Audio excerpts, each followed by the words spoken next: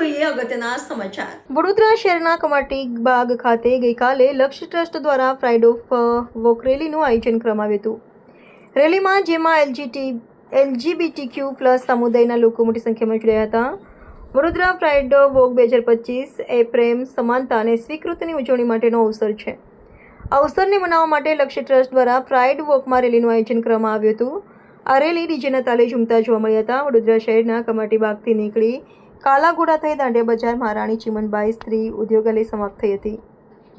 Pride walk રેલીમાં LGBTQ સમુદાયના લોકો રેલીમાં જોડાયા હતા।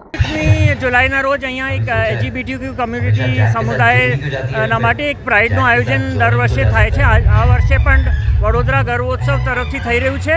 આ પ્રાઇડનો હેતુ છે કે અમે અમારા સમાજમાં જે હક નથી મળી રહ્યા, જે સમાજમાં અમારી સાથે માનવ અધિકારનું ઉલ્લંઘન થાય છે, એના માટે અમે બદલાવ લાવવા માંગીએ છીએ। સમાજને અમે લોકો એડ્યુકેટ કરવા માંગીએ છીએ કે અમે પણ આ સમાજનો ભાગ છે, અમે પણ ભારતના નાગરિક છે અને ભારતના બંધારણના હેતુ જે પણ ભારતના નાગરિકોને જે હક આપવામાં આવ્યા છે એ હક અમને પણ મળવા જોઈએ, એ હેતુથી આ પ્રાઇડ થાય।